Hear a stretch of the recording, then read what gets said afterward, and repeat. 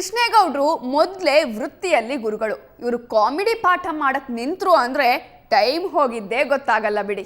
ಸಮೃದ್ಧವಾದ ಭಾಷೆ ನಮ್ದು ಅಂತ ಹೇಳಿದೆ.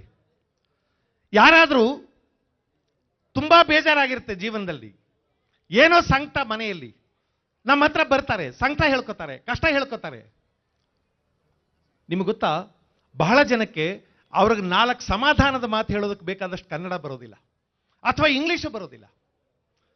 ನೀವು ನಮ್ಮ ಹಳ್ಳಿನಲ್ಲಿ ಯಾರ ಹತ್ರನಾದ್ರೂ ಕಷ್ಟ ಹೇಳ್ಕೊಳ್ಳಿ, ಅಯ್ಯೋ ನನ್ನ ಗಂಡ ಒಳ್ಳೆಯವನಲ್ಲ, ಅತ್ತೆ ಅಂತ ಒಳ್ಳೆ, ಅವಳು ಸರಿ ಇಲ್ಲ, ಇಡೀ ಮನೆ ಸರಿ ಇಲ್ಲ, ನನಗೂ ಜೀವನ ಸಾಕಾಗ್ಬಿಟ್ಟದೆ, ಯಾವತ್ತಾರು ಏನಾರು ಕುಡ್ದೋ ನೆಣಕೊಂಡು ಸತ್ತೋಗ್ಬಿಡುವ ಅನ್ನೋಂಗೆ ಆಗ್ಬಿಟ್ಟದೆ, ಯಾಕಾದ್ರೂ ಬದುಕಿದ್ದಾನೋ ಅಂತ ಮಾತಾಡೋಕೆ ಶುರು ಮಾಡ್ತಿದ್ದಂಗೆ ಅವ್ರು ಹೇಳ್ತಾರೆ, ನೋಡು ಕಷ್ಟ ಅನ್ನೋದು ಮನ್ಸಿಗೆ ಬರದೆ ಮರಕ್ಕೆ ಬರಕ್ಕಿಲ್ಲ, ಬರ್ತದೆ. ಅಂತಂತ ರಾಮನ ಕಷ್ಟ ತಪ್ಪಲಿಲ್ಲ, ಅಂತ ದ್ರೌಪದಿ ಕಷ್ಟ ತಪ್ಪಲಿಲ್ಲ, ಅಂತ ಪಾಂಡವರು ವನವಾಸ ಮಾಡಿದ್ರು.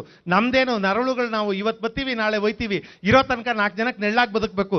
ನೋಡು ಬಿಸಿಲಲ್ಲಿ ಹೋಗಿರೋರು ನೆರಳಲ್ಲಿ ಕರೆದ್ರೆ ಅಯ್ಯೋ ಅಲ್ಲೇ ಕೈಲಾಸ ಅದೇ ಅಂತ ನಮ್ಮವರೆಲ್ಲ ಹೇಳ್ತಾರೆ. ಹಂಗೆ ಬದುಕಬೇಕು 4 ಮಾತು ಹೇಳ್ತಾರಲ್ಲ, ಅಂತ ಮಾತುಗಳನ್ನ ಹೇಳೋಕೆ ನಮ್ಗೆ ಗೊತ್ತಿಲ್ಲ. ನಾನು ಬಹಳ ಸಲ ನಮ್ಮ ಕಾಲೇಜ್ ಹುಡುಗರಿಗೆ ಈ ಸವಾಲು ಹಾಕ್ತೀನಿ, ಏನೋ ಚೆನ್ನಾಗಿದೆ ಅಂತ ಹೇಳಬೇಕು. ಎಷ್ಟು ಶಬ್ದಗಳಿವೆ ನಿಮ್ಮ ಶಬ್ದಕೋಶದಲ್ಲಿ? ಚೆನ್ನಾಗಿದೆ ಅಂತ ಹೇಳೋದಕ್ಕೆ ನಿಮ್ಮ ಶಬ್ದಕೋಶದಲ್ಲಿ BSc BA ಓದೋ ಹುಡುಗರ ಶಬ್ದಕೋಶದಲ್ಲಿ ಎಷ್ಟು ಶಬ್ದಗಳಿವೆ? ಬೇಡ, ಚೆನ್ನಾಗಿದೆ ಅನ್ನೋದು ಬೇಡ. ಯಾರೋ ಒಬ್ಬ ಹುಡುಗಿ ಚೆನ್ನಾಗಿದ್ದಾಳೆ ಅಂತ ಹೇಳಬೇಕು. ಆ ಹುಡುಗಿ ತುಂಬಾ ಚೆನ್ನಾಗಿದ್ದಾಳೆ ಅನ್ನೋದಕ್ಕೆ ಏನ್ ಹೇಳ್ತೀರಿ? ಹುಡುಗಿ ಚೆನ್ನಾಗಿದ್ದಾಳೆ, ಇನ್ನೂ ಚೆನ್ನಾಗಿದ್ದಾಳೆ ಅನ್ಬೇಕಾದ್ರೆ ಸಖತ್ತಾಗಿದ್ದಾಳೆ, ಇನ್ನೂ ಚೆನ್ನಾಗಿದ್ದಾಳೆ ಅನ್ಬೇಕಾದ್ರೆ ಅಲ್ಲಿಂದ ಆಚೆಗೆ ಅವ್ರಿಗೆ ಭಾಷೆ ಇಲ್ಲ.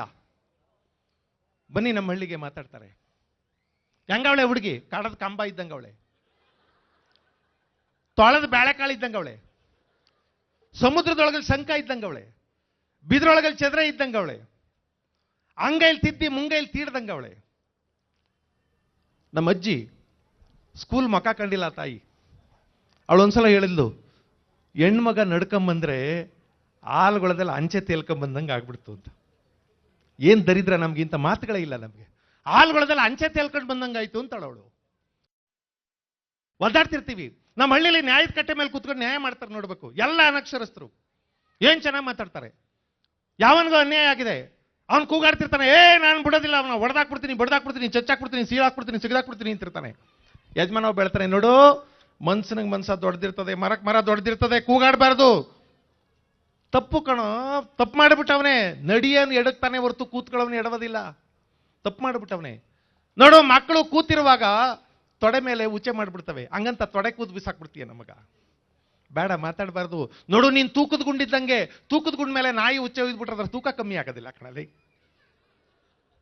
ಅವ್ರಷ್ಟು ಮಾತಾಡ್ತಾರೆ, ನಮಗೆ ಮಾತಾಡಕ್ ಬರೋದಿಲ್ಲ. ಯಾಕೆ ಅಂತ ಮಾತುಗಳೇ ಹೊಳೆ. ನಾವು ಡೋಂಟ್ ವರಿ ಬೇಡ ಮಾತಾಡ್ಬೇಡ, ಸುಮ್ಮನಿರು, ಏನಾಗಲ್ಲ ಸುಮ್ಮನಿರು, ಇವು ಬಿಟ್ಟು ಬೇರೆ ಮಾತೇ ಬರೋದಿಲ್ಲ ನಮಗೆ.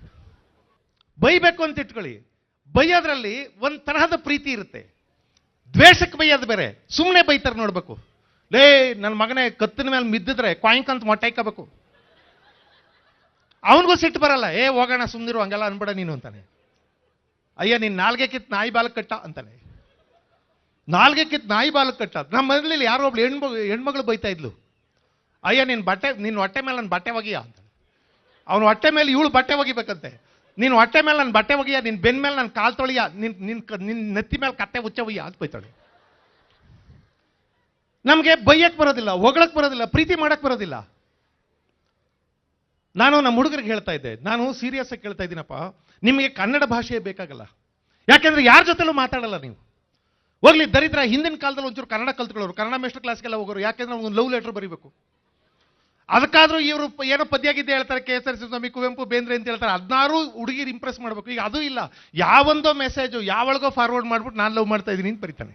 ಬೇಂದ್ರೆ ಬರೀತಾರೆ, ಕುಣಿಯೋಣು ಬಾರ ಕುಣಿಯೋಣು ಬಾ, ತಾಳಕ ತಂತ್ಯಕ ರಾಗದ ಚಿಂತ್ಯಕ ಹೆಜ್ಜಕ ಗೆಜ್ಜಕ ಕುಣಿಯೋಣು ಬಾ, ಕುಲುಕಿಸಿ ಕೈ ಮಲಕಿಸಿ ಮೈ ತಕ ತೈ ಕುಣಿಯೋಣು ಬಾ, ಅಕ್ಷೀರ ಸಾಗರ ದಾನಂದ ದಾಗರ ತೆರೆದರ ಕುಣಿಯೋಣು ಬಾ, 14 ಲೋಕಕ್ಕೆ ಚಿಮ್ಮಲಿ ಈ ಸುಖ ಹಿಗ್ಗಲಿ ಸಿರಿಮುಖ ಕುಣಿಯೋಣು ಬಾ.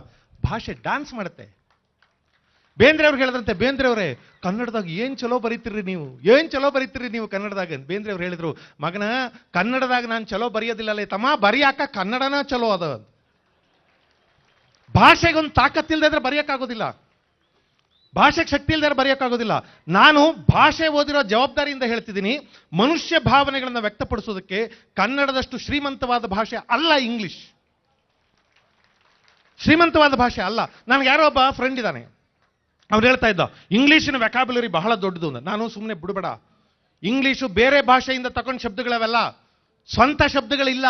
ಶೇಕ್ಸ್ಪಿಯರ್ ಬದುಕಿದ್ದಂತ ಒಬ್ಬ ಲೇಖಕ ಜಾನ್ ಮಲ್ಕಾಸ್ಟರ್ ಅವನು ಹೇಳ್ತಾನೆ, my English tongue is of the very short reach, it reach no further then this island of ours. ನನ್ನ ಇಂಗ್ಲಿಷ್ ಭಾಷೆಗೆ ರೀಚ್ ಇಲ್ಲ, ನನ್ನ ದ್ವೀಪದಿಂದ ಆಚೆ ಇಂಗ್ಲಿಷ್ ಯಾರಿಗೂ ಗೊತ್ತಿಲ್ಲ ಅಂತಾನೆ. ಅಂಥದ್ದೊಂದು ಭಾಷೆಯನ್ನ ಜಗದ್ವಿಖ್ಯಾತಗೊಳಿಸಿದ್ದು ಇಂಗ್ಲಿಷ್ನವ್ರ ತಾಕತ್ತದು. ಇಡೀ ಜಗತ್ತನ್ನು ಆಳಿದ್ರಲ್ಲ ಅವ್ರ ತಾಕತ್ತದು. ಒಂದು ದೊಡ್ಡ ಭಾಷೆಯನ್ನ ಯಾರಿಗೂ ಗೊತ್ತಿಲ್ಲದಂಗೆ ಮಾಡಿದೀವಲ್ಲ, ಅದು ನಮ್ಮ ದೌರ್ಬಲ್ಯ, ನಮ್ಮ ದಾರಿದ್ರ್ಯ. ಅದು ಕೃಷ್ಣೇಗೌಡರ ಮಾತು ಅಂದ್ರೆ ಅವು ಜನಪದ ಶೈಲಿಯದ್ದೇ ಆಗಿರುತ್ತೆ. ಅವರು ಒಂದು ಸಾರಿ ಜನಪದ ಮಾತುಗಳನ್ನ ಶುರು ಮಾಡಿದ್ರೆ ಒಂದೇ ಉಸಿರಲ್ಲಿ ಹೇಳ್ತಾರೆ. ಅದು ಅವರ ಸ್ಪೆಷಾಲಿಟಿ ಅನ್ಬಹುದು. PT ಮಾಸ್ಟರ್ನ ಕಳಿಸಿದ್ದಾರೆ, ಹೋಗಿ ಮೇಡಮ್ನವ್ರನ್ನ ಕಾರ್ಯಕ್ರಮಕ್ಕೆ ಇನ್ವೈಟ್ ಮಾಡಿ. ಪಾಪ ನಾನು ಫೋನ್ ತಗೊಂಡಿಲ್ಲ, ನನ್ನ ಯಜಮಾನ್ರ ಕಾಲೇಜ್ಗೆ ಹೋದ್ರು. PT ಮಾಸ್ಟ್ರು ಗಿಲ್ಲು ಚೆನ್ನಾಗಿ ಮಾಡಿಸ್ತಾರೆ, ಮಾತಾಡುವಾಗ ಒಂಚೂರು ಎಡಬಟ್ಟು ಪಾಪ. ಸರ್ ನಮಸ್ಕಾರ ಸರ್. ಹಾಂ ನಮಸ್ಕಾರ. ನೀವು ಸುಧಾಕರ್ ಅವ್ರ ಯಜಮಾನ್ರ ಸರ್? ಹೌದಪ್ಪ ನಾನೇ. ಸರ್ ಸೆಕ್ರೆಟರಿಗಳು ಹೇಳವ್ರೆ ಹೆಂಗಾರು ಮಾಡಿ ಮೇಡಮ್ ಅವ್ರನ್ನ 28ನೇ ತಾರೀಕಿಗೆ ಬುಕ್ ಮಾಡ್ಕೊಂಡ್ ಬಂದ್ಬಿಡಿ ಅಂತ.